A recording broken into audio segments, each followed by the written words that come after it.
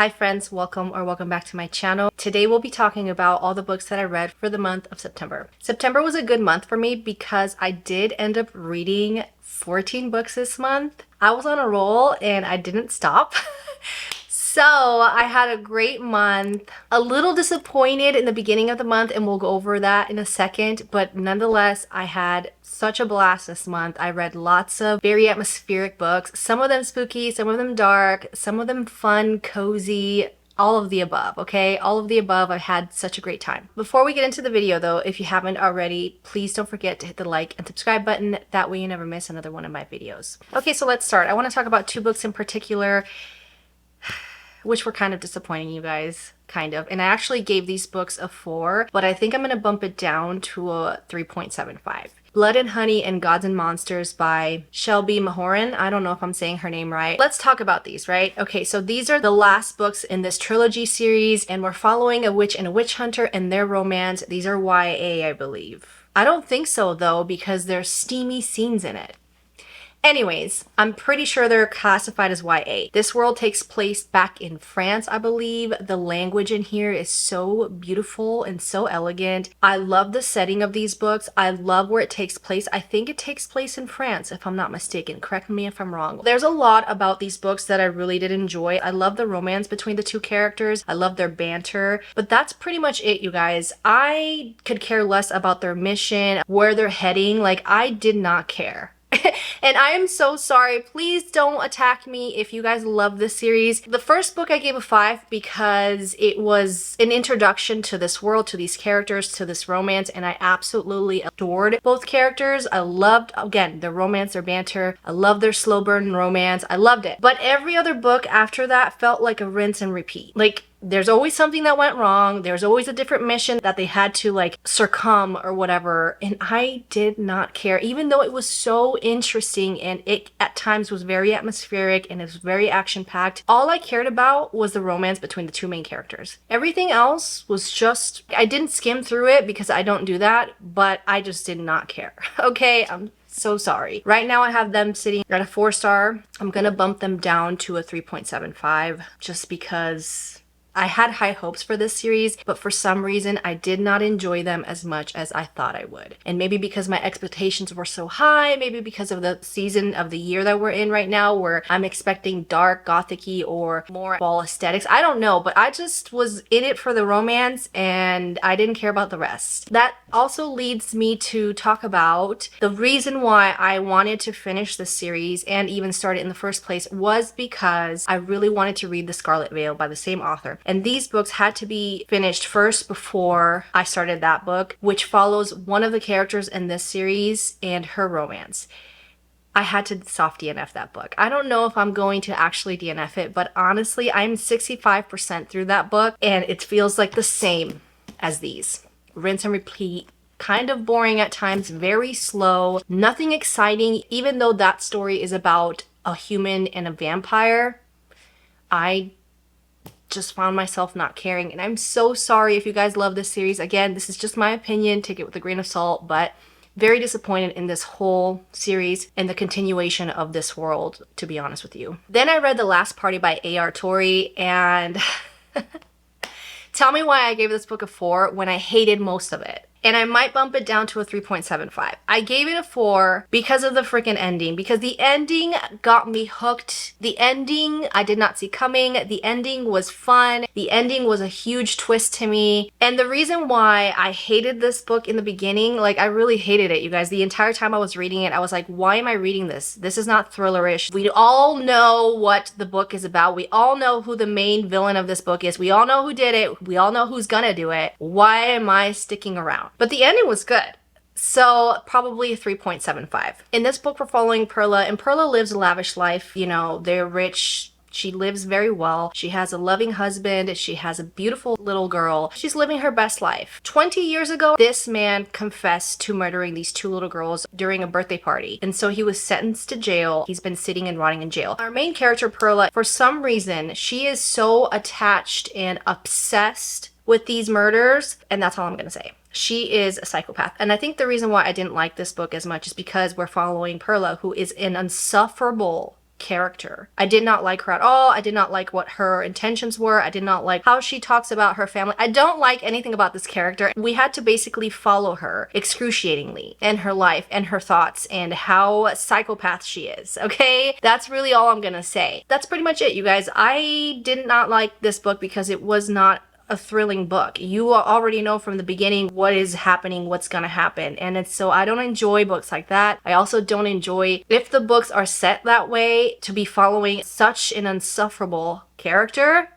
but the twist, but the end, it was chef's kiss. It was good. Then I finally read A Dowry of Blood by S.T. Gibson. You guys, this book was so good. Obviously, we know that I gave it a 5-star. Obviously, I gave it a 5-star. And it deserves more. It deserves like a 6-star, a 10-star, whatever. It over exceeded my expectations. I knew this book was beautifully written. I knew it was very poetic and lyrical and just an exceptional work of literature to me anyway. For some reason, I didn't think I was going to enjoy it as much as I did, and I'm so glad I finally read it. This was so beautiful. This is basically a Dracula retelling, but we are following one of his wives by the name of Constanza and their polyamorous relationship throughout the decades. It's also written in letter form and it's just so exquisite. It's sad, but it's beautiful. I loved it. I loved every bit of it. I loved the fact that we were following her in her mind and her emotions and how toxic this love that she has for Dracula and vice versa, and how the people involved in this relationship were affected and how she was affected mentally and emotionally. It was a work of art. It was so gorgeous. I absolutely enjoyed every bit of this, and I don't know what I wish. I wish there was a part 2. I don't know, but I really was sad when it ended because even though it ended really nicely, like, you know, a tied ribbon, like a fancy bow,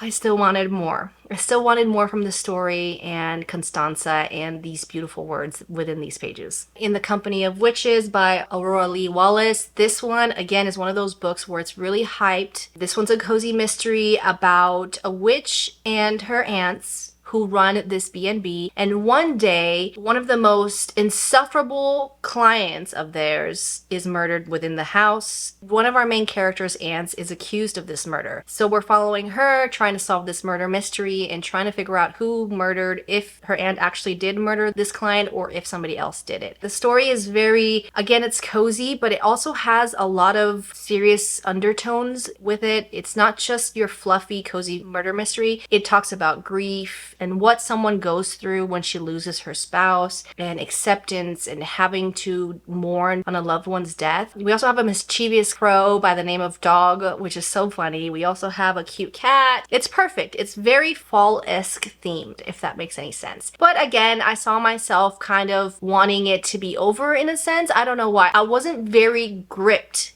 in the beginning. That could partially be my fault because I enjoy murder mysteries, but they have to be done in a certain way where I'm having the time of my life, where I'm glued to the pages, where I want to continue to read and pick up the book again. And I just saw that this book was lacking something. I don't know what, but it was lacking something, which is why I gave it a 3.75. Then I finally read, which was in my TBR last year, but I finally got to and read The Kiss Curse by Aaron Sterling. This is the second book in this series. The third book is actually coming out and it's Christmas themed, I believe, because it has pine cones in the cover, and I'm so excited to read that book. This one, I had a blast. It was not my favorite, even though it's controversial because everybody said that they connected with the characters more in this book than they did in the X-Hex, but for some reason the X-Hex was my favorite, just because of the way that the book started and because of the plot and the romance. This one we're following Gwen, and Gwen is the cousin of the main character in the previous book, and Gwen has a little bit of a problem because she owns a very cutesy, witchy, knick-knacky little novelty shop. Business is booming, business is great. However, she realizes that Wells Penhallow, which is her nemesis since college, has recently taken up shop across across the street from her, opening a store selling kind of the same things. This is an enemies to lovers witchy romance, and it was so fun. If I want to read something cozy, witchy with Halloween Town vibes, these are the books to read. And I talked about this in my cozy fall book recommendation. I love these books. I love this series. I'm so excited to continue book 3. I hope there's more books coming out. This series tops the cake for me because they're so fun, they're quick, and they're so cozy, and they're so witchy. They have all the fall aesthetics that you're looking for.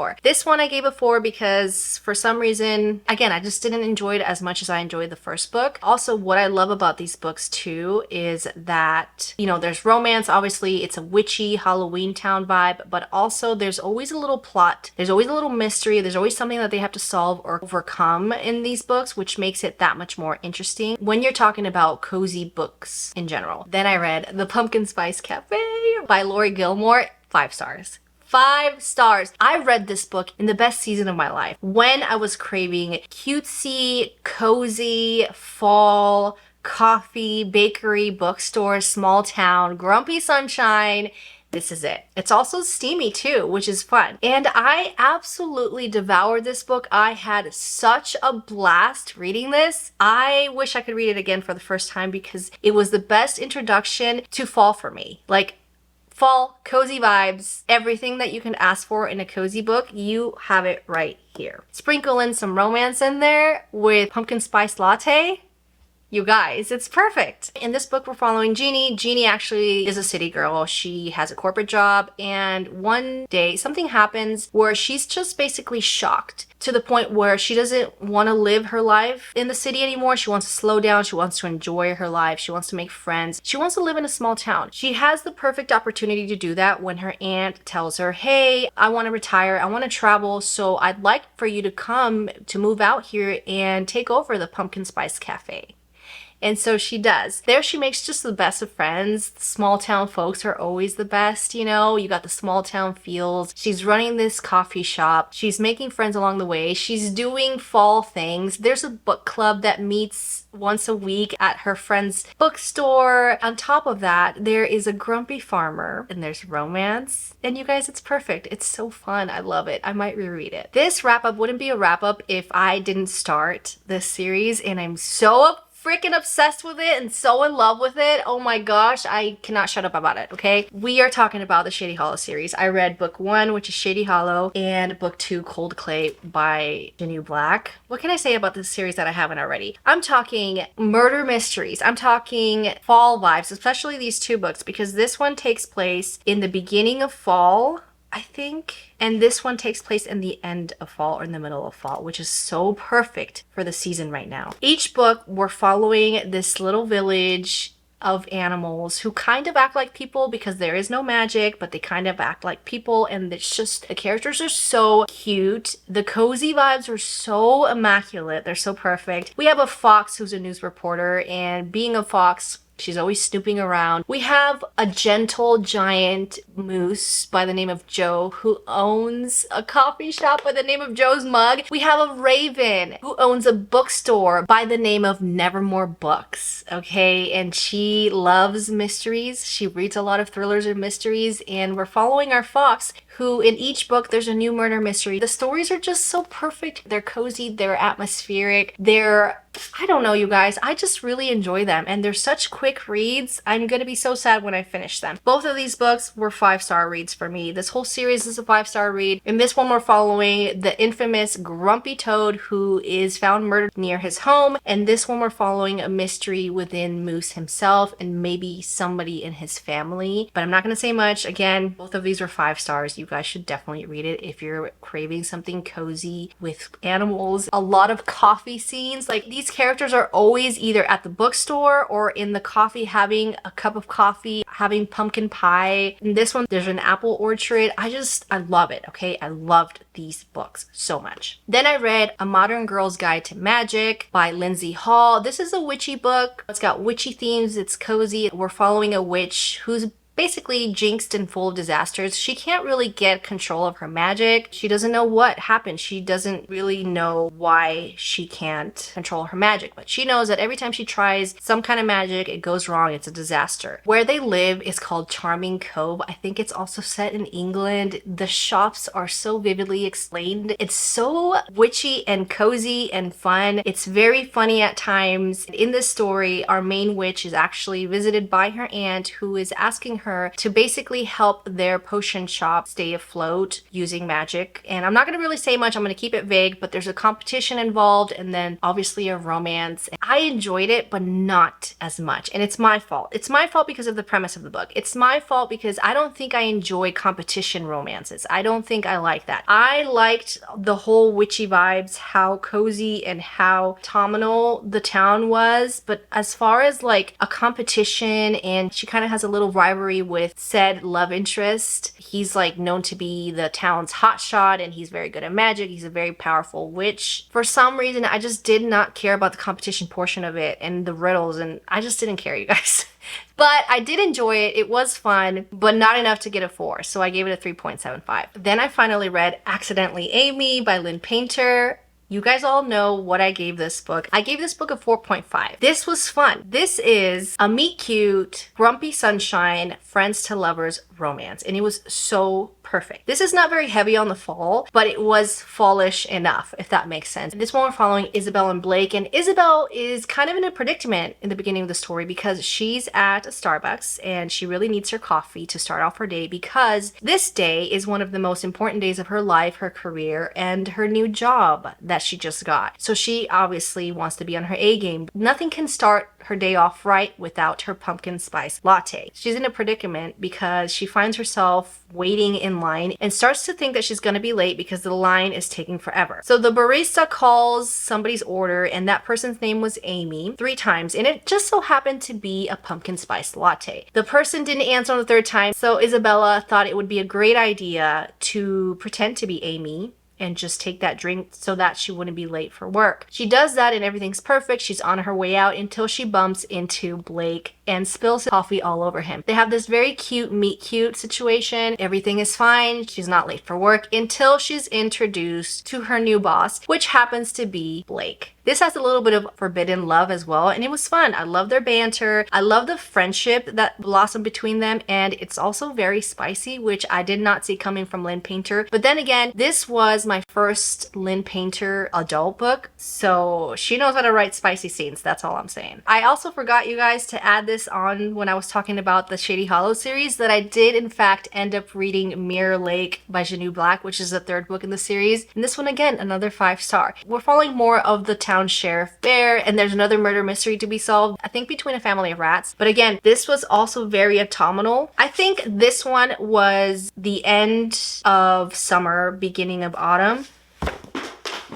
I just dropped my books. And then this one was the middle of autumn, and I think this one was the end of autumn or the end of fall. Again, I love these books so much. I love these characters. These books are so precious to me. Her Soul for Revenge by Harley LaRue. This is the 2nd book in the Souls trilogy, I think it's called. And this one we are following Juniper and Zane, and Juniper has a lot of animosity because something really bad happened to her when she was 16 and she has never gotten over it. So what better way to seek revenge than to summon a demon, make a contract with him to help her commence with her revenge plans. This was good. I gave it a 4. I did not enjoy it as much as I enjoyed the 1st book. The 1st book, those characters, Leon and Ray, will always have a special place in my heart because I just love those characters so much, okay? And that's partially the reason why I only gave this one a 4. The storyline was great. It was very creepy. We still have the creepy town, the cult. We still have the monsters that are grotesque looking. We still have a really strong plot. We still have very sexy seamy scenes, like Zane in his mouth and the way he talks in this book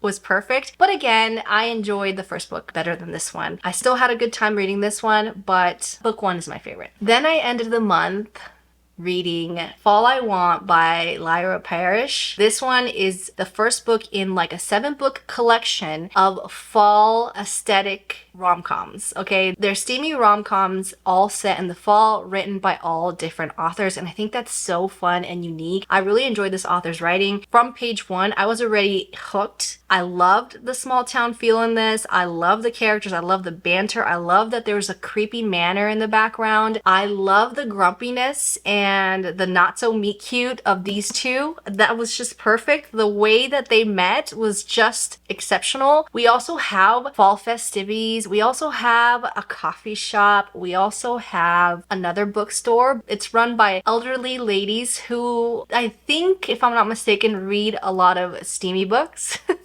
So it's fun. It's very, very entertaining. The only reason why I gave this a 4-star, it could have ended after the first 300 pages. To extend it another 100 pages and follow the characters and their love life and their happily ever after was kind of like, okay, can this be over? It was unnecessary. It was too long for what I was craving and what I wanted out of this book. Everything was there though. The fall cozy vibes, the small town romance, the grumpy sunshine, the fall aesthetic. It just was too long and it dragged on. It dragged on so much to me that I didn't even enjoy at one point the steamy scenes. I was just over it. But I did have a great time reading it and I do still recommend it. It was a really good time. But again, it could have been shorter. So there you have it. Those are all the books I read for September. I had such a great month. You know, some were disappointing, some were not. Some exceeded my expectations. So I had a little bit of everything and I had such a blast. So that's it. That's it for today's video. If you enjoyed this video, please don't forget to hit the like and subscribe button and I will catch you on my next one. Bye!